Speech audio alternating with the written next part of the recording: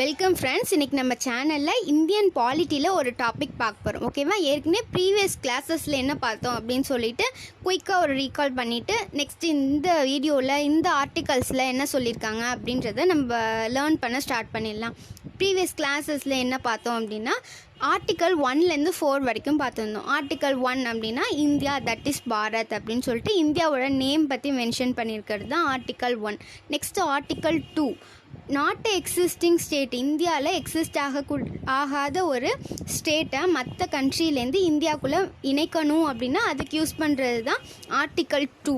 Next article 3 அப்படின்னா ஏற்கனவே இந்தியாவில் எக்ஸிஸ்ட் ஆகிட்டு இருக்கக்கூடிய ஒரு ஸ்டேட்டில் ஏதாவது மாடிஃபிகேஷன்ஸ் பண்ணணும், நேம்லையாக இருக்கட்டும், ஏரியாஸ்லையாக இருக்கட்டும், பவுண்ட்ரிஸ்லையாக இருக்கட்டும், இல்லைனா ஏதாச்சும் 2 ஸ்டேட்டை மெர்ஜ் பண்ணுறதோ இல்லை ஒரு ஸ்டேட்டை செப்பரேட் பண்ணுறதோ இந்த மாதிரி விஷயம்லாம் பண்ணணுன்னா பை ஆர்டிக்கல் 3 மூலயமா நம்ம பண்ணிக்கலாம் அப்படின்னு பார்த்தாச்சு. Next article 4. ஆர்டிக்கல் 4ல் என்ன அப்படின்னா நம்ம இந்த மாதிரி மாடிஃபிகேஷன்ஸ் பண்ணுறோம் இல்லையா நம்ம கண்ட்ரியில் இருக்கக்கூடிய ஸ்டேட்ஸில், இந்த மாதிரி பண்ணுறதுக்கு ஆர்டிக்கல் 368 படி நம்ம சட்டத்தையே திருத்தணும் அப்படின்ற நெசசிட்டி கிடையாது. பை ஆர்டினரி லா மூலயமாவே நம்ம திருத்திக்கலாம் அப்படின்ற விஷயத்தெல்லாம் ப்ரீவியஸ் கிளாஸஸில் பார்த்தோம். நெக்ஸ்ட்டு அதில் என்ன இடர்பாடுகள் வந்துச்சு, பிரசிடெண்ட்டுக்கு என்ன மாதிரி டவுட் வந்துச்சு பெருபாரி யூனியன் கேஸில், அதுக்கப்புறம் சுப்ரீம் கோர்ட் என்ன ஜட்ஜ்மெண்ட் கொடுத்தாங்க அப்படின்றதெல்லாம் நம்ம ஏற்கனவே பார்த்த விஷயம். அதுக்கப்புறம் என்ன பார்த்தோம் அப்படின்னா எப்படி மொழி வாரியாக மாநிலங்களை பிரித்தாங்க, அதுக்கு என்னெல்லாம் பிரச்சனை உருவாச்சு, அதுக்கு என்னெல்லாம் கமிட்டிஸ் போட்டாங்க அப்படின்றதெல்லாம் நம்ம ப்ரீவியஸாக இருக்கக்கூடிய வீடியோஸ்லலாம் போட்டிருக்கோம். நெக்ஸ்ட்டு இந்த வீடியோவில் என்ன பார்க்க போகிறோம்னா ஆர்டிக்கல் 5லேருந்து 11 வரைக்கும் பார்க்க போகிறோம். இதில் ஃபுல் அண்ட் ஃபுல் எதை பற்றி சொல்லியிருக்காங்க அப்படின்னு பார்த்தா சிட்டிசன்ஷிப். ஓகேவா? சிட்டிசன்னா யார்? குடிமக்கள். இப்போ நம்ம இந்தியா அப்படின்ற ஒரு கண்ட்ரியில் இருக்கோம் அப்படின்னா நம்மலாம் யார்? இந்தியாவில் இருக்கக்கூடிய இந்தியன் சிட்டிசன். நம்மக்கிட்ட இந்தியன் சிட்டிசன்ஷிப் இருக்குது, அதனால தான் நம்ம என்ன பண்ணுறோம், இந்தியாவுக்குள்ளே இருக்கோம். இப்போ அந்த சிட்டிசன்ஷிப்னால் என்ன, சிட்டிசன்ஷிப்னால் நமக்கு என்னெல்லாம் பெனிஃபிட்ஸ் இருக்குது, அப்போ நம்ம சிட்டிசன்ஷிப்பை எப்படிலாம் வாங்க முடியும், எப்படிலாம் நம்மளோட சிட்டிசன்ஷிப் இழக்கப்படும் அப்படின்றதெல்லாம் தான் இந்த வீடியோவில் நம்ம ப்ரீஃபாக பார்க்க போகிறோம். ஓகேவா? 5லேருந்து 11 வரைக்கும் இன்றைக்கி கம்ப்ளீட் பண்ண போகிறோம். 5 to 11 ஆர்டிகல்ஸ் இன்றைக்கி கம்ப்ளீட்டாக முடிக்க போகிறோம். ஓகேவா? ஸ்டார்ட் பண்ணலாமா? சிட்டிசன்ஷிப் அப்படின்னா என்ன அப்படின்னா குடிமக்கள். இப்போ நம்ம இந்த நாட்டில் இருக்கோம் அப்படின்னா நம்மளுக்குன்னு ஒரு குடியுரிமை அப்படின்றது இருக்கணும் கன்ஃபார்மாக. அப்படி இருந்தால் தான் நம்ம இந்த நாட்டில் வாழ்கிறோம் அப்படின்றதுக்கு ஒரு அத்தாரிட்டி மாதிரி. ஓகேவா? அதுக்காக தான் இதை நம்ம பெருசாக பேசுகிறோம். இப்போ இந்த கான்ஸ்டியூஷன், இந்த அரசியலமைப்பு, இந்த அரசாங்கம், இது எல்லாமே யாருக்காக இருக்குது? அந்த நாட்டில் இருக்கக்கூடிய குடிமக்களுக்காக தான் இருக்குது இல்லையா? அப்போ நம்ம தான் அந்த நாட்டுடைய குடிமக்கள்.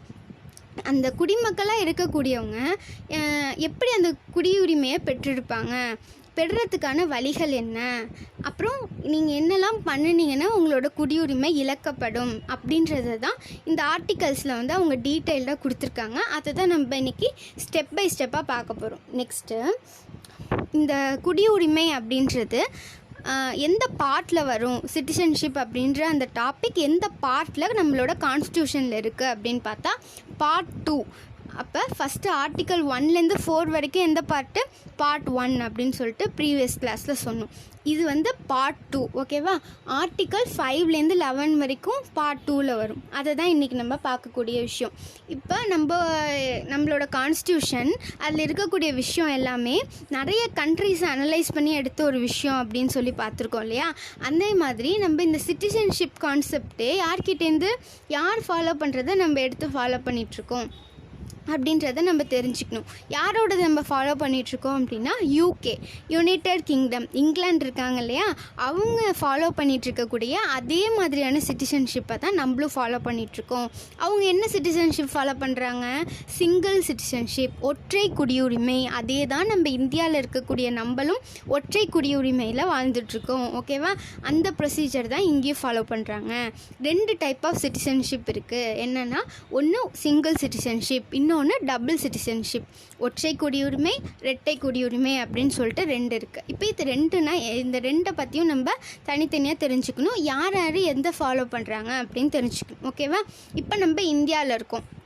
இந்தியாவில் நிறைய ஸ்டேட்ஸ் இருக்குது இல்லையா? ஃபார் எக்ஸாம்பிள் இப்போ தமிழ்நாடுன்னு எடுத்துக்கிட்டோன்னா நம்ம தமிழ்நாட்டில் இருக்கோம், நம்மலாம் யார், இந்தியன் சிட்டிசன் தான். ஓகேவா? இப்போ நம்ம தமிழ்நாட்டில் இருந்துக்கிட்டு நீங்கள் இப்போ கர்நாடகாவுக்கு போகணும் இல்லை கேரளாவுக்கு போகணுன்னு நினைக்கிறீங்க.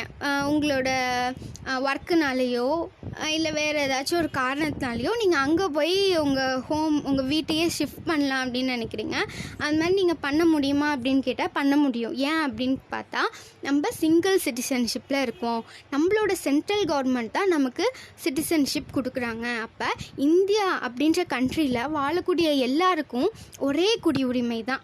இப்போ தமிழ்நாட்டில் வாழ்கிறவங்களுக்கு ஒரு குடியுரிமை, கர்நாடகாவில் வாழ்கிறவங்களுக்கு ஒரு குடியுரிமை, கேரளாவில் வாழ்கிறவங்களுக்கு ஒரு குடியுரிமை, ஆந்திராவில் வாழ்கிறவங்களுக்கு வேற ஒரு குடியுரிமைன்னு சொல்லிட்டு ஒவ்வொரு ஸ்டேட்டுக்கும் தனித்தனி குடியுரிமை அப்படின்ற விஷயம் நம்ம நாட்டில் கிடையாது. நம்ம எல்லாருமே எதில் இருக்கோம், சிங்கிள் சிட்டிசன்ஷிப்பில் இருக்கோம். அப்போ இந்தியான்ற ஒரு கண்ட்ரிக்கு ஒற்றை குடியுரிமை தான் ஃபாலோ பண்ணிகிட்ருக்கோம். அப்போ நம்ம அந்த ஒரு குடியுரிமையை வச்சுக்கிட்டு இந்திய நாட்டில் இருக்கக்கூடிய எந்த மாநிலத்தில் வேணாலும் நீங்கள் வசிக்கலாம். இதனால தான் இதை ஒற்றை குடியுரிமை அப்படின்னு சொல்கிறாங்க. அப்போ ரெட்டை குடியுரிமை அப்படின்னா என்னென்னு தெரிஞ்சுக்கணுமா? ரெட்டை குடியுரிமை அப்படின்னா என்னென்னா, சப்போஸ் நம்ம ரெட்டை குடியுரிமையில் இருக்கோன்னு வச்சுக்கோங்க. நம்ம தமிழ்நாட்டுக்குன்னு ஒரு சிட்டிசன்ஷிப் இருக்கும், இந்தியாவுக்குன்னு சேர்த்து மொத்தமாக ஒரு சிட்டிசன்ஷிப் கொடுப்பாங்க. ப்ளஸ் நம்ம தமிழ்நாட்டில் வாழ்கிறதுனால தமிழ்நாட்டுக்குன்னு ஒரு குடியுரிமை கொடுப்பாங்க. சப்போஸ் நீங்கள் கேரளாவுக்கு போகணும் அப்படின்னா அங்கே என்ன பண்ணணும், கேரளாவோட சிட்டிசன்ஷிப்பை வாங்கிட்டு தான் நீங்கள் அங்கே போக முடியும். இப்படி இருந்துச்சு அப்படின்னா அதுதான் டபுள் சிட்டிசன்ஷிப், ரெட்டை குடியுரிமை. அந்த நாட்டுடைய மாநிலத்துக்குன்னு ஒரு குடியுரிமை இருக்கும், மொத்தமாக நாட்டுக்குன்னு ஒரு குடியுரிமை இருக்கும். ஓகேவா? ஒவ்வொரு மாநிலத்துக்கும் நீங்கள் தனித்தனி குடியுரிமை வாங்கிட்டு தான் அந்த நாட்டுக்கு போனீங்கன்னா உங்களால் போய் சர்வை பண்ண முடியும். ஓகேவா? இதுதான் ரெண்டுத்துக்கான டிஃப்ரென்ஸ். இப்போ யார் யார் எதை ஃபாலோ பண்ணுறாங்க அப்படின்னு சொல்லிட்டு பார்ப்போம். இங்கிலாண்டில் சிங்கிள் சிட்டிசன்ஷிப் தான் ஃபாலோ பண்ணுறாங்க. நம்மளும் சிங்கிள் சிட்டிசன்ஷிப்பில் தான் இருக்கும், இந்தியாவும். ஓகேவா? என்டையர் கண்ட்ரிக்கும், மொத்த இந்தியன் கண்ட்ரிக்கும் ஒரே ஒரு குடியுரிமை தான். இந்த ஒரு குடியுரிமையை வச்சுட்டு இந்தியாவுக்குள்ளே இருக்கிற எந்த மாநிலத்தில் வேணாலும் நம்மளால் வாழ முடியும் அப்படின்றத சொல்லியிருக்கிறது தான் ஒற்றை குடியுரிமையில் சொல்லியிருக்கக்கூடிய விஷயம். நெக்ஸ்ட்டு அமெரிக்கா யூஎஸ்ஏ இருக்குல்ல, அங்கே தான் டபுள் சிட்டிசன்ஷிப் ஃபாலோ பண்ணுறாங்க, ரெட்டை குடியுரிமை. ரெட்டை குடியுரிமை அப்படின்னா என்னென்னா, அமெரிக்காவில் இருக்கக்கூடிய அமெரிக்காவுக்குன்னு ஒரு அவங்களோட சென்ட்ரல் கவர்மெண்ட் ஒரு சிட்டிசன்ஷிப் கொடுக்கும். அப்புறம் ஒவ்வொரு ஸ்டேட் கவர்மெண்ட்டும் அவங்கவுங்க ஸ்டேட்டுக்கான ஒரு சிட்டிசன்ஷிப் கொடுப்பாங்க. ஃபார் எக்ஸாம்பிள், நீங்கள் அமெரிக்காவில் டெக்சாஸ் மாகாணத்தில் இருக்கீங்கன்னா டெக்சாஸ் மாகாணத்துக்குன்னு தனியாக ஒரு சிட்டிசன்ஷிப் இருக்கும். அதுக்கு முன்னாடியே நீங்கள் அமெரிக்காவுக்குன்னு ஒரு சென்ட்ரல் கவர்மெண்ட் கொடுத்த ஒரு சிட்டிசன்ஷிப்பும் வச்சுருப்பீங்க. ப்ளஸ் இந்த டெக்சாஸ் மாகாணத்துக்கான சிட்டிசன்ஷிப்பும் உங்கள்கிட்ட இருக்கும். இப்போ நீங்கள் கலிஃபோர்னியாவில் போய் ஒர்க் பண்ணணுன்னு நினைக்கிறீங்கன்னா நீங்கள் கலிஃபோர்னியாவுக்குன்னு இருக்கக்கூடிய கலிஃபோர்னியா மாகாணத்துக்குன்னு இருக்கக்கூடிய குடியுரிமையும் வாங்குனீங்கன்னா தான் நீங்கள் கலிஃபோர்னியாவில் போய் குடியேற முடியும். ஆனால் நம்ம கண்ட்ரியில் அப்படி கிடையாது. இப்போ தமிழ்நாட்டில் இருக்கோம் அப்படின்னா நம்ம நினச்ச நேரத்தில் எந்த ஒரு குடியுரிமையும் வாங்காமலே எங்கே போயிடலாம், இங்கே இருக்கக்கூடிய எந்த ஸ்டேட்டுக்கு வேணாலும் போயிடலாம். மும்பையாக இருக்கட்டும், கொல்கட்டாவாக இருக்கட்டும், இந்த மாதிரி எந்த ஸ்டேட்டுக்கு வேணாலும் நம்மளால் போக முடியும். ஓகேவா? நெக்ஸ்ட்டு இப்போ தான் என்ன சொல்லியிருக்கோன்னா, டபுள் சிட்டிசன்ஷிப்னா என்ன, சிங்கிள் சிட்டிசன்ஷிப்னா என்னன்னு சொல்லியாச்சு. இப்போ நம்ம உங்களுக்கே புரியுதா சிங்கிள் சிட்டிசன்ஷிப்னால என்ன மாதிரி பெனிஃபிட்ஸ்லாம் இருக்குது அப்படின்னு சொல்லிட்டு. ஒரு சிட்டிசன்ஷிப் அப்படின்னு கான்ஸ்டண்ட்டாக ஒன்று கொடுத்துட்டாங்க. இப்போ அதை வச்சு நம்ம இந்தியாவுக்குள்ளே எங்கே வேணாலும் ஃப்ரீயாக சர்வை பண்ண முடியும். அது நமக்கு ஒரு பெனிஃபிட்ஸ் தானே. அப்போ இதுவும் ஒரு சாலியன்ட் ஃபீச்சர்ஸில் கூட சொல்லியிருப்போம். நம்மளோட குடியுரிமை ஒற்றை குடியுரிமை, அது ஒரு சிறப்பம்சம் அப்படின்னு சொல்லிட்டு சாலியன் ஃபீச்சர்ஸ் பற்றி பார்க்குறப்ப இந்த விஷயத்த நம்ம பார்த்துருப்போம். ஓகேவா? இதுக்கு முன்னாடி ஆர்டிக்கல் 370 இருந்துச்சு இல்லையா, ஜம்மு காஷ்மீருக்கான ஒரு சிறப்பு அந்தஸ்து கொடுத்து வச்சுருந்தாங்க, ஸ்பெஷல் ஸ்டேட்டஸு. அது இருந்தப்போ மட்டும் இந்த ஜம்மு காஷ்மீருக்குன்னு நம்ம ஜம்மு காஷ்மீரில் போய் குடியேறணுன்னா அங்கே ஒரு குடியுரிமை அப்படின்றத வாங்கிட்டு போகிற மாதிரி இருந்துச்சு.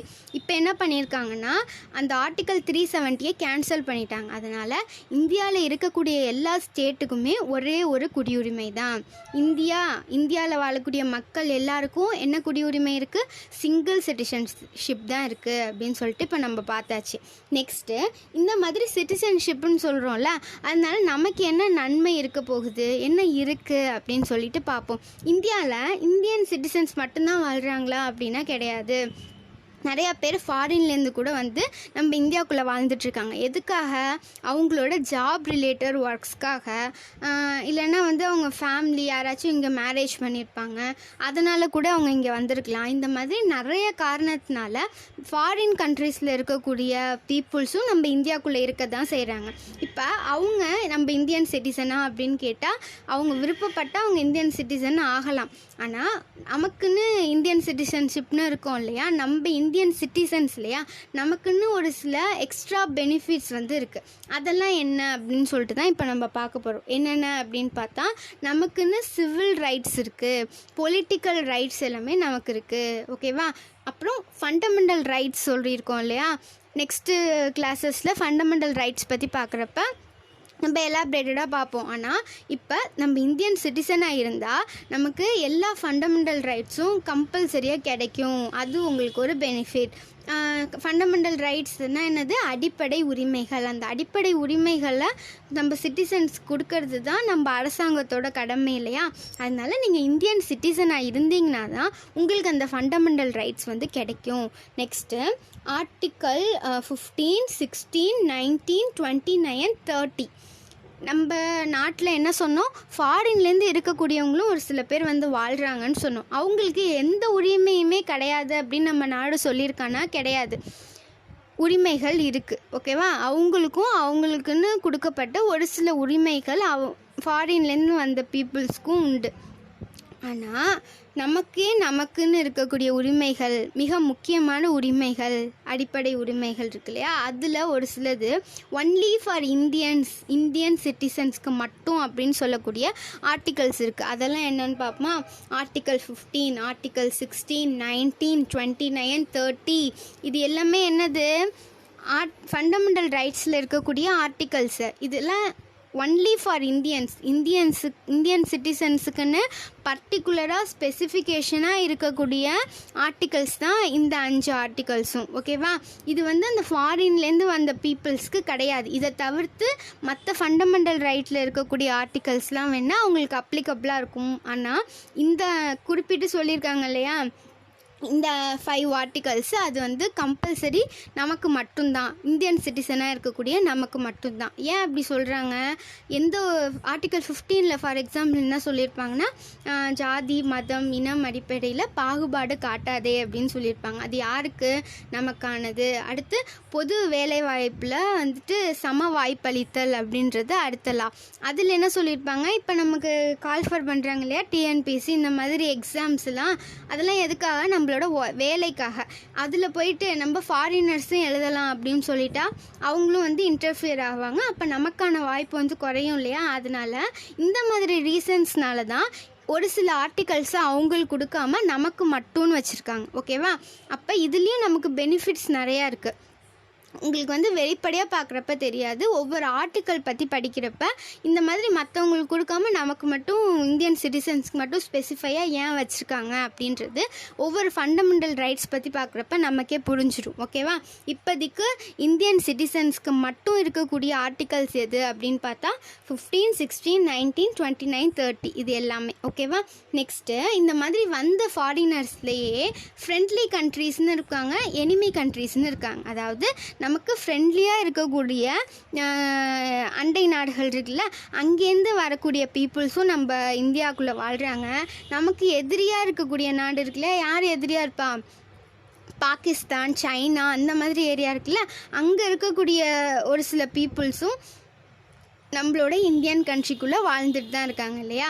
அப்போ இந்த ஃப்ரெண்ட்லியாக இருக்காங்க இல்லையா, ஃப்ரெண்ட்லி கண்ட்ரீஸ்லேருந்து வந்த பீப்புள்ஸு, அவங்களுக்கு வந்துட்டு எக்ஸ்ட்ராவாக ஒரு சில லாஸ் எல்லாமே வந்துட்டு அவங்களுக்கும் உண்டு. ஒரு சில ரைட்ஸ் வந்து அவங்களுக்கு கொடுப்பாங்க. ஆனால் இந்த எனிமி கண்ட்ரீஸ்லேருந்து வந்தாங்க பார்த்தீங்களா, அவங்களுக்கு ஒரே ஒரு விஷயம் மட்டும் கிடைக்காது. அது என்ன விஷயம் அப்படின்னு பார்த்தா ஆர்டிக்கல் 22. அது வந்து not applicable for enemy foreign countries. Enemy foreign கண்ட்ரீஸ்லேருந்து வந்த பீப்புளுக்கு ஆர்டிக்கல் 22 அப்படின்றது நாட் அப்ளிகபிள். அந்த ஆர்டிக்கல் 22ங்கிறது என்ன அப்படின்னா தடுப்பு காவல் பாதுகாப்பு சட்டம். ஓகேவா? யாராச்சும் சந்தேகமாக பார்த்தாங்க அப்படின்னா அவங்கள நம்ம தடுப்பு காவலில் வைக்கலாம். எப்போ? சைனாலேருந்து யாராச்சும் வராங்க, பாகிஸ்தான்லேருந்து சந்தேகப்படுற மாதிரி யாராச்சும் வந்திருக்காங்க, அவங்க ஏதாவது தீவிரவாத தாக்குதல் நடத்திடலாம் அப்படின்ற பயம் இருக்குது அப்படின்றதுனால நம்ம என்ன பண்ணலாம், அவங்களாம் நம்மளோட எனிமி கண்ட்ரீஸ்லேருந்து வந்தவங்க, அதனால அவங்களுக்கு இந்த ஆர்டிக்கல் வந்து நாட் அப்ளிகபிள். அப்போ அவங்கள தடுப்பு காவலில் வைக்க முடியும். இப்போ சப்போஸ் இந்த ஆர்டிக்கல் அவங்களுக்கும் அப்ளிகபிள் ஆயிடுச்சுன்னா அந்த மாதிரி சந்தேகத்தின் பேரில் யாரையும் அந்த கண்ட்ரிலேருந்து வந்தவங்கள நம்ம அரெஸ்ட் பண்ண முடியாமல் போயிடும். ஓகேவா? அதனால தான் என்ன பண்ணாங்கன்னா ஆர்டிக்கல் 22 அவங்களுக்கு கேன்சல் பண்ணிவிட்டு நமக்கும் நம்மளோட ஃப்ரெண்ட்லி கண்ட்ரீஸ்லேருந்து வந்த பீப்புள்ஸ்க்கும் அது வந்துட்டு அப்ளிகபிளாக இருக்குது. ஓகேவா? அவங்களுக்கு அப்ளிகபிள் கிடையாது. Next right to vote. நம்ம இந்தியன் சிட்டிசன்ஸாக இருக்கோம், நம்மளால தான் நம்மளோட யாரையாச்சும் பிரசிடெண்ட்டையாச்சும் நம்ம இன்டீரியராக நம்ம ஒவ்வொரு ஸ்டேட்டையும் ஆளக்கூடிய சீஃப் மினிஸ்டர் ஆகட்டும், அவங்க எல்லாரையும் தேர்ந்தெடுக்கக்கூடிய அதிகாரம் யார்கிட்ட தான் இருக்குது, யாருக்கு அந்த உரிமையை கொடுத்துருக்கா, இந்திய நாட்டில் வாழக்கூடிய இந்தியன் சிட்டிசன்ஸ்க்கு தான் ரைட் டு ஓட் அப்படின்ற உரிமை இருக்குது. Next right to contest president, wise president, election commissioner, supreme court judge extra.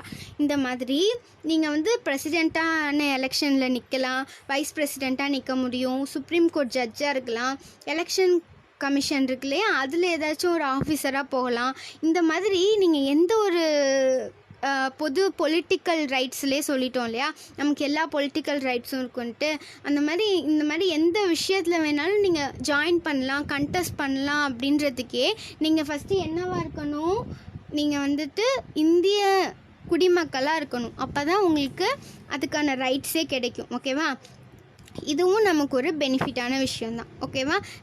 இப்போ என்னெல்லாம் பார்த்துருக்கோம் அப்படின்னு பார்த்தா, சிட்டிசன்ஷிப்பில் என்னென்ன பெனிஃபிட்ஸ் இருந்துச்சு, சிவில் ரைட்ஸ் கிடைக்கும், பொலிட்டிக்கல் ரைட்ஸ் கிடைக்கும், நெக்ஸ்ட்டு ஃபண்டமெண்டல் ரைட்ஸ் எல்லாமே கிடைக்கும். அதில் ஒன்லி ஃபார் இந்தியன்ஸுன்னு சொல்லிட்டு ஸ்பெசிஃபையாக ஒரு 5 ரைட்ஸ் கொடுத்துருக்காங்க. நெக்ஸ்ட்டு ஆர்டிக்கல் 22 நமக்கெல்லாம் அப்ளிகபிள், ப்ளஸ் ஃபாரின் ஃப்ரெண்ட்லி கண்ட்ரீஸில் வரக்கூடிய பீப்புள்ஸ்க்கும் அப்ளிகபிள். ஆனால் யாருக்கு அப்ளிகபிள் கிடையாது, எனிமி கண்ட்ரீஸ்லேருந்து வரக்கூடிய பீப்புள்ஸ்க்கு ஆர்டிக்கல் 22ன்றது அப்ளிகபிள் கிடையாது. நெக்ஸ்ட்டு உங்களால் ஓட் பண்ண முடியும், எலெக்ஷனில் பார்ட்டிசிபேட் பண்ண முடியும், வேரியஸ் போஸ்ட்டுக்கு நீங்கள் அப்ளிகபிள், நீங்கள் எலிஜிபிள். ஓகேவா? எதனால் இதெல்லாம் எலிஜிபிளாக இருக்குது, நீங்கள் ஒரு இந்தியன் சிட்டிசன் அப்படின்ற விஷயத்தினால நீங்கள் எலிஜிபிள் ஆகுறீங்க அப்படின்றத சொல்லியிருக்காங்க. ஓகேவா? நெக்ஸ்ட்டு பார்க்கலாமா?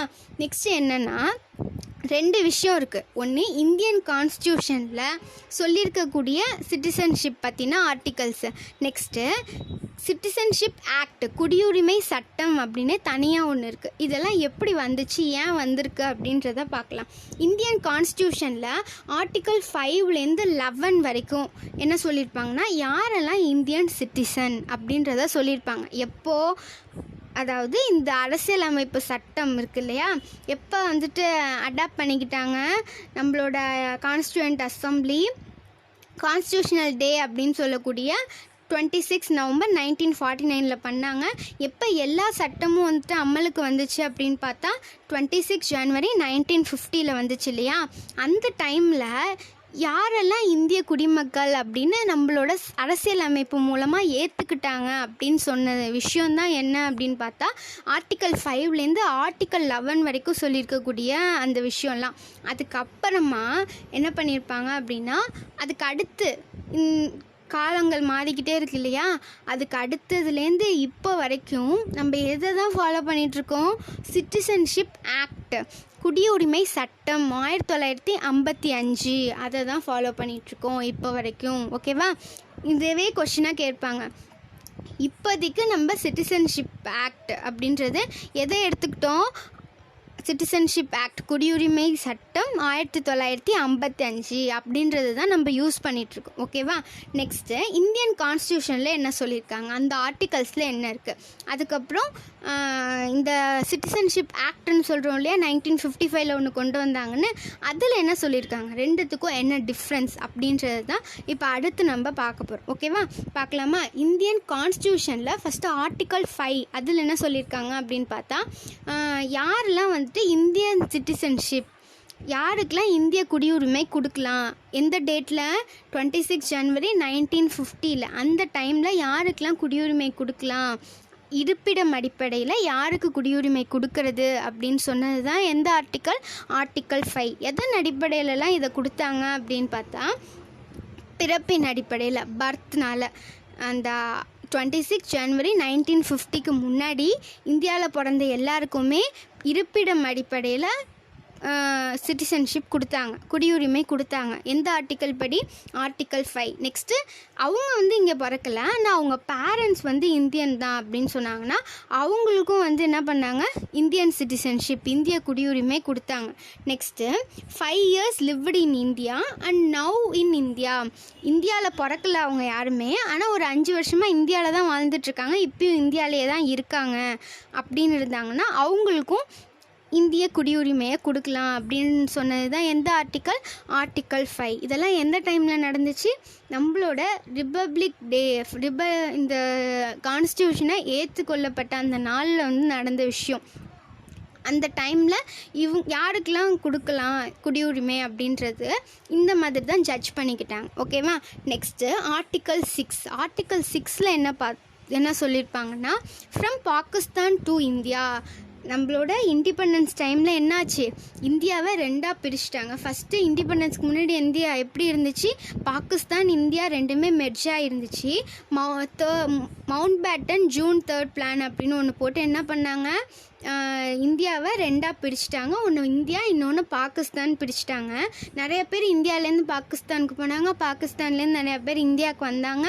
இந்த மாதிரி இருக்காங்க இல்லையா? அதனால் பாகிஸ்தானுக்கு கொஞ்சம் பேரை பிரித்து விட்டாலுமே அங்கே வாழக்கூடியவங்களும் கொஞ்ச நாளைக்கு முன்னாடி என்ன வந்திருக்காங்க? இந்தியர்களாக இருந்திருக்காங்க. இப்போ சப்போஸ் அந்த பாகிஸ்தான்லேருந்து நாங்கள் இந்தியாவுக்கே வந்துடுறோம் அப்படின்னு நினச்சி ஒரு சில பேர் வராங்க அப்படின்னா அவங்களுக்கு குடியுரிமை கொடுக்கலாமா அப்படின்னு கேட்டால் கொடுக்கலாம், கண்டிப்பாக. எதன் அடிப்படையில் கொடுக்குறாங்க அப்படின்னு பாருங்கள். பிஃபோர் 19 ஜூலை 1948, ஜூலை மாதம் 19ஆம் தேதி 1948க்கு முன்னாடி அவங்க பாகிஸ்தான்லேருந்து இந்தியாவுக்கு வந்துடுறாங்க அப்படின்னா, அதாவது இண்டிபெண்டன்ஸ் ஆகி ஒரு 1 year கேப் இருக்குது, அந்த டைமில் அவங்க இந்தியாவுக்கு வந்துடுறாங்க அப்படின்னா அவங்களுக்கு டைரெக்டாக சிட்டிசன்ஷிப்பை கொடுத்துடலாம் ஆர்டிக்கல் 6 படி. சப்போஸ் அந்த டேட்டுக்கு அப்புறம் வராங்க அப்படின்னா அவங்க என்ன பண்ணணும்னா ஒரு 6 மாதம் இந்தியாவிலே வாழ்ந்துட்டு அதுக்கப்புறம் பதிவு பண்ணணும், ரிஜிஸ்டர் பண்ணதோட அடிப்படையில் அவங்களுக்கு என்ன பண்ணுவாங்க? குடியுரிமை கொடுப்பாங்க. அதை தான் ஆர்டிக்கல் 6ல் சொல்லியிருக்காங்க. Next article 7. From India to Pakistan and then come to India. இந்தியாவில் இருந்திருப்பாங்க, பாகிஸ்தானுக்கு போகலான்னு நினச்சி பாகிஸ்தானுக்கு போயிருப்பாங்க. அங்கே போயிட்டு அவங்களுக்கு ஒரு ஸ்டேபிளான ஒரு ஒர்க் கிடச்சிருக்காது, வாழ்கிறதுக்கு இடம் கிடச்சிருக்காது. சரி இங்கே செட் ஆகலை அப்படின்னு சொல்லிட்டு நம்ம சொந்த ஊருக்கே போயிடலான்ட்டு திரும்பி இந்தியா வந்திருப்பாங்க. அந்த மாதிரி வந்தவங்களுக்கு குடியுரிமை கொடுப்பாங்களான்னு கேட்டால் அவங்களுக்கும் கொடுப்பாங்க. அவங்களுக்கும் ஒரு டேட் ஃபிக்ஸ் பண்ணியிருக்காங்க. 1 மார்ச் 1947. அந்த டைமுக்கு முன்னாடி வந்துட்டாங்க அப்படின்னா அவங்களுக்கு என்னது? குடியுரிமை கொடுத்துட்றாங்க. எப்போது? 1 மார்ச் 1947 அந்த டைமில் வந்துடுறாங்க அப்படின்னா அவங்களுக்கு குடியுரிமை கொடுத்துடலாம். இந்த டேட்டுக்கு அப்புறம் வந்தாங்க அப்படின்னா அவங்களும் 6 மாதம் இந்தியாவில் வாழ்ந்துட்டு அதுக்கப்புறம் பதிவு பண்ணி தான் குடியுரிமையை வாங்கிக்கணும் அப்படின்ற விஷயத்த சொல்லியிருந்தாங்க. இது எந்த ஆர்டிக்கலில்? ஆர்டிக்கல் 7ல் இந்த மாதிரி சொல்லியிருக்காங்க. Next article 8. ஆர்டிக்கல் 8ல் என்ன சொல்லியிருப்பாங்கன்னா, person residing outside India. அந்த பர்சன் இந்தியாவிலே இருக்க மாட்டார். எங்கே இருப்பார்? அவுட் சைடு இந்தியாவுக்கு வெளியில் ஏதாச்சும் ஒரு கண்ட்ரீஸில் வாழ்ந்துட்டுருப்பார். ஆனால் அவருக்கு இந்திய குடியுரிமை வாங்கணும்னு ஆசை இருக்கும். ஏன்னா ஓட் போடுற டைமில் இங்கே ஓட் போடலாம், அப்புறம் கண்டெஸ்ட் பண்ணலாம். ஏதாச்சும் ஒரு எலெக்ஷனில் கண்டெஸ்ட் பண்ணுறதா இருந்தாலோ வேறு பெனிஃபிட்ஸில் பார்த்தோம் இல்லையா, அந்த விஷயத்துக்கெல்லாம் அவர் ஆசைப்பட்டு நான் இந்திய குடியுரிமை ஆகணும் அப்படின்னு அவர் நினச்சாரு அப்படின்னா அப்படி இருக்கிறவங்களுக்கு குடியுரிமை கொடுப்பாங்களான்னு கேட்டால் கொடுப்பாங்க. பை எந்த ஆர்டிக்கல்? ஆர்டிக்கல் 8 அடிப்படையில் கொடுப்பாங்க. எப்படி அவங்க குடியுரிமை வாங்கிக்க முடியும்? வேறு நாட்டில் வாழ்கிறாங்க, இங்கே எப்படி வாங்கிறது அப்படின்னு பார்த்தா ஒவ்வொரு நாட்டுக்கும் தூதரகம் அப்படின்னு சொல்லிட்டு இருக்கும். ஒவ்வொரு ஃபாரின் கண்ட்ரீஸ்லேயும் எல்லா கண்ட்ரீஸ்க்கான வெளிநாட்டு தூதரகம் அப்படின்னு சொல்லிட்டு இருக்கும். அதில் இந்திய தூதரகத்தில் போயிட்டு நான் இந்த மாதிரி இந்திய குடியுரிமை பெறுறதுக்கு ஆசைப்பட்றேன் அப்படின்னு அவர் சொல்லி என்ன பண்ணணும், ரிஜிஸ்டர் பண்ணிக்கணும். அப்படி ரிஜிஸ்டர் பண்ணால் ஆர்டிக்கல் 8 அடிப்படையில் அவருக்கும் குடியுரிமை உண்டு அப்படின்னு சொல்லியிருக்காங்க. ஓகேவா? நெக்ஸ்ட்டு ஆர்டிக்கல் 9 பற்றி பார்க்க போகிறோம். ஆர்டிக்கல் 9 என்ன சொல்லியிருக்காங்க, லாஸ் ஆஃப் சிட்டிசன்ஷிப், குடியுரிமையை எப்படி ஒருத்தவங்க இழப்பாங்க அப்படின்றத தான் எதில் சொல்லியிருக்காங்க, ஆர்டிக்கல் 9 சொல்லியிருக்காங்க. எப்படி இழப்பாங்களா, வேறு ஏதாச்சும் ஒரு நாட்டுடைய குடியுரிமையை அவங்க வாங்கிட்டாங்க அப்படின்னா அவங்களுக்கு என்ன ஆகிடும், ஆட்டோமேட்டிக்காக இங்கே வாங்கியிருக்கக்கூடிய இந்தியன் சிட்டிசன்ஷிப் இருக்கு இல்லையா, அது வந்து தானாகவே கட் ஆகிடும். ஓகேவா? அதை தான் எந்த ஆர்டிக்கலில் சொல்லியிருக்காங்க, ஆர்டிக்கல் 9. இது எல்லாமே எப்போ சொன்னது, 26 ஜனவரி 1950 அதாவது இந்த அரசியலமைப்பு ஏற்றுக்கொள்ளப்பட்டப்ப அப்போ வாழ்ந்த மக்களில் யாருக்கெல்லாம் இந்திய குடியுரிமை கொடுக்கலாம் அப்படின்ற ஒரு ஜட்ஜ்மெண்ட்க்கு வரத்துக்காக இந்த லாஸ் எல்லாத்தையுமே போட்டாங்க, இந்த ஆர்டிகல்ஸ் எல்லாமே போட்டாங்க. ஆர்டிக்கல் 5லேருந்து ஆர்டிக்கல் 11 வரைக்கும். அப்போ 9 தான் என்ன சொல்லியிருக்காங்க, ஒருத்தவங்க எப்படி குடியுரிமையை இழப்பாங்க அப்படின்ற விஷயத்தை எதில் சொல்லியிருக்காங்க, ஆர்டிக்கல் 9 சொல்லியிருக்காங்க. எப்படி இழப்பாங்க, வேறு நாட்டில் போய் குடியுரிமை வாங்கிட்டாங்கன்னா ஆட்டோமேட்டிக்காக அவங்களோட இந்தியன் சிட்டிசன்ஷிப் வந்துட்டு ரத்தாகிடும். ஓகேவா? நெக்ஸ்ட்டு என்ன சொல்லியிருக்காங்கன்னா ஆர்டிக்கல் 10, அதில் என்னென்னா கண்டினியூவேஷன் ஆஃப் சிட்டிசன்ஷிப், இந்த இந்திய குடியுரிமை தொடர்ந்து கண்டினியூ ஆகுது, ஒருத்தவங்களுக்கு கண்டினியூ ஆகணும், அந்த மாதிரியான விஷயத்தெல்லாம் யார் முடிவு பண்ணுவா, யாருக்கு இதில் பவர் அதிகம், யார் இந்த விஷயத்துலலாம் ஈடுபடலாம் அப்படின்றத சொன்னது தான் இந்த ஆர்டிக்கல் 10. யாருக்கு இதில் பவர் அப்படின்னு பார்த்தா நம்மளோட பார்லிமெண்ட், நம்மளோட நாடாளுமன்றம். ஓகேவா? அவங்க தான் என்ன பண்ணுவாங்க, இந்த சிட்டிசன்ஷிப்பை சம்மந்தப்பட்டதுலலாம் இன்வால்வ் ஆகி ஏதாவது திருத்தங்கள் செய்யணுன்னா அவங்க தான் திருத்தங்கள் செய்வாங்க. இந்த மாதிரி விஷயத்தெலாம் செய்கிறதுக்கு ஒரு பர்மிஷன் கொடுத்துருக்காங்க. யாருக்கு, பார்லிமெண்ட்டுக்கு. அப்போவே ஆர்டிக்கல் 10 அப்படின்னு சொல்லிட்டு ஒரு ஆர்டிக்கலை போட்டு அதில் வந்து அவங்களுக்கான பர்மிஷன்ஸை வச்சுருக்காங்க. ஓகேவா? நெக்ஸ்ட்டு ஆர்டிக்கல் 11 என்னென்னா parliament having power to enact laws related to citizenship. என்ன சொல்லியிருக்காங்க, முன்னாடி தான் பார்த்தோம், ஆர்டிக்கல் 10 பார்லிமெண்ட்டுக்கு தான் பவர் வந்து சிட்டிசன்ஷிப் சம்மந்தமாக இருக்குதுன்னு சொல்லியிருந்தாங்க. அதே மாதிரி தான் 11 சொல்லியிருக்காங்க, பார்லிமெண்ட் தான் சிட்டிசன்ஷிப் சம்மந்தப்பட்ட லாஸு, ஆர்டிகல்ஸு, சட்ட திருத்தங்கள் அதெல்லாம் வந்து உண்டு பண்ணக்கூடிய அதிகாரம் யார்கிட்ட இருக்குதுன்னு சொல்லிட்டாங்க, பார்லிமெண்ட் கிட்ட இருக்குது அப்படின்னு சொல்லிட்டாங்க. அதுபடி தான் நம்மளோட பார்லிமெண்ட், நம்மளோட நாடாளுமன்றம் என்ன பண்ணாங்க அப்படின்னா சிட்டிசன்ஷிப் ஆக்ட் அப்படின்ற ஒன்றை கொண்டு வந்தாங்க. சிட்டிசன்ஷிப் ஆக்ட் கொண்டு வரப்பட்ட வருஷம்தான் 1955. அதனால தான் குடியுரிமை சட்டம் 1955 அப்படின்னு சொல்கிறோம். இப்போ வரைக்கும் குடியுரிமை சட்டத்தை பின்பற்றி தான் நம்ம எல்லாருக்குமே குடியுரிமை தொடர்ந்து கிடைச்சிட்ருக்கு. ஓகேவா? இப்போ அந்த குடியுரிமை சட்டத்தில் என்ன சொல்லியிருக்காங்க அப்படின்னு சொல்லிட்டு பார்ப்போம். இந்த குடியுரிமை சட்டம் அப்படின்றது வந்துடுச்சு, அதில் எவ்வளோ டைம் திருத்தங்கள் செஞ்சுருக்காங்க அப்படின்னு பார்த்தா ஒரு 9 முறை 9 டைம்ஸ் வந்து திருத்தங்கள் செஞ்சுருக்காங்க. அது எந்தெந்த இயர் அப்படின்னு சொல்லிட்டு எக்ஸாமில் கேட்பாங்க. சப்போஸ் கேட்டால் நமக்கு ஸ்ட்ரைக் ஆகிற மாதிரி இந்த 9 இயர்ஸை வந்து நம்ம பார்த்து வச்சுக்கணும். 1957, 1960, 1985, 86, அப்புறம் 92, அப்புறம் 2003, 2005, 2015, அப்புறம் ரீசெண்டாக எப்போது 2019 அப்படின்னு சொல்லிட்டு டோட்டலாக 9 டைம்ஸ் வந்து அவங்க என்ன பண்ணியிருக்காங்க, இந்த சிட்டிசன்ஷிப் ஆக்ட் அப்படின்னு ஒன்று கொண்டு வந்தாங்க இல்லையா நம்மளோட நாடாளுமன்றம், அவங்க அதில் திருத்தங்களும் பண்ணியிருக்காங்க. நெக்ஸ்ட்டு அதில் என்னெல்லாம் விஷயம் சொல்லியிருக்காங்கன்னா 2 விஷயம் தான் சொல்லியிருக்காங்க. ஒன்று, எப்படி குடியுரிமையை ஒருத்தவங்க பெறுறது, எப்படி நமக்கு குடியுரிமை கிடைக்கும் அப்படின்னு சொல்லியிருக்காங்க. நெக்ஸ்ட்டு எப்படி நம்மளோட குடியுரிமை இழக்கப்படும் அப்படின்னு 2 விஷயத்தை பற்றி சொல்லியிருக்காங்க. First, ways to acquisition of citizenship, நீங்கள் குடியுரிமையை என்னெல்லாம் பண்ணினா பெற முடியும் அப்படின்னு சொன்னது தான் ஒரு ஸ்டெப்பு. ஓகேவா? அதில் 5 வழிகள் இருக்குது. குடியுரிமையை நீங்கள் பெறுறதுக்கு 5 வழிகள் இருக்குது, 5 ஸ்டெப்ஸ் வந்து அவங்க சொல்லியிருக்காங்க. Next, ways to loss of citizenship, நீங்கள் குடியுரிமையை இழக்கிறதுக்கு 3 வழிகள் இருக்குது அப்படின்றத அவங்க மென்ஷன் பண்ணியிருக்காங்க. அடுத்து என்னென்ன வழிகள் அது அப்படின்னு சொல்லிட்டு பார்த்துட்டு இந்த இதை க்ளோஸ் பண்ணிடலாம். அக்வசேஷன் ஆஃப் சிட்டிசன்ஷிப், எப்பெல்லாம் நீங்கள் சிட்டிசன்ஷிப்பை பெறுவீங்க அப்படின்னு பார்த்தீங்கன்னா பை பர்த், பிறப்பு மூலயமா நீங்கள் இந்தியாவில் பிறக்கிறீங்க அப்படின்னா உங்களுக்கு ஆட்டோமேட்டிக்காக நீங்கள் இந்தியன் சிட்டிசன் அப்படின்ற ஒரு குடியுரிமை உங்களுக்கு கொடுத்துருவாங்க. ஓகேவா? நெக்ஸ்ட்டு பை டிசன்ட், மரபு அடிப்படையில் நீங்கள் வந்து இந்தியாவில் பிறக்கல, ஆனால் உங்களோட பேரண்ட்ஸ் வந்து இந்தியா தான் அப்படின்னு பார்த்தீங்கன்னா நீங்களும் இந்தியன் சிட்டிசன்ஷிப்புக்குள்ளே வந்துடுவீங்க. மரபின் அடிப்படையில் உங்களை வந்து சிட்டிசனாக ஏற்றுப்பாங்க. ஓகேவா? நெக்ஸ்ட்டு பை ரெஜிஸ்ட்ரேஷன், பதிவின் அடிப்படையில் யாராச்சும் எனக்கு வந்து இந்தியன் சிட்டிசன்ஷிப்பாக இருக்கணும், இந்திய குடிமக்கனாக நான் இருக்கணும்னு நினச்சாங்கன்னா அவங்க ரிஜிஸ்டர் பண்ணுறது மூலயமா அவங்க வந்து குடியுரிமையை பெற்றுக்கலாம். அப்படி இல்லாட்டி வேறு ஏதாவது ஃபாரின் கண்ட்ரீஸ்லேருந்து நம்ம இந்தியாவுக்கு வந்திருந்தாலும் ஒர்க்கு ரிலேட்டடாக வந்து இந்த ஏரியா பிடிச்சி போய் இங்கேயே இருக்கலாம்னு நினச்சாலோ, இல்லை வேறு ஏதாவது மேரேஜ் பண்ணிவிட்டு இங்கே வந்தாலோ, வேறு ஜாப் ரிலேட்டடாக வந்தாலோ, இந்த மாதிரி எப்படி வந்தாலும் அவங்க இங்கே இந்திய குடிமகனாக ஆகணும் அப்படின்னு நினச்சாங்கன்னா ரெஜிஸ்டர் பண்ணி அது மூலயமா அவங்க இந்திய குடியுரிமையை வாங்கிடலாம்.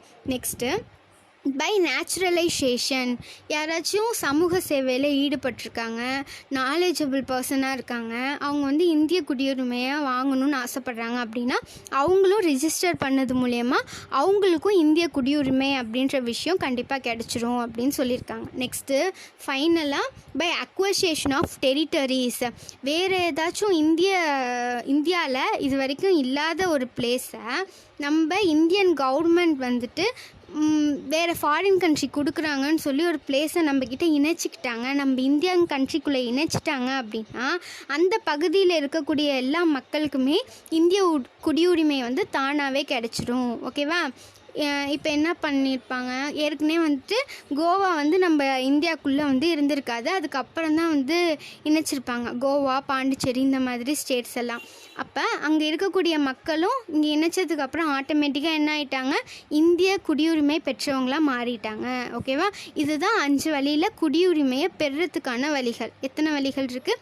5 வழிகள் இருக்குது. அதுதான் இது எல்லாமே.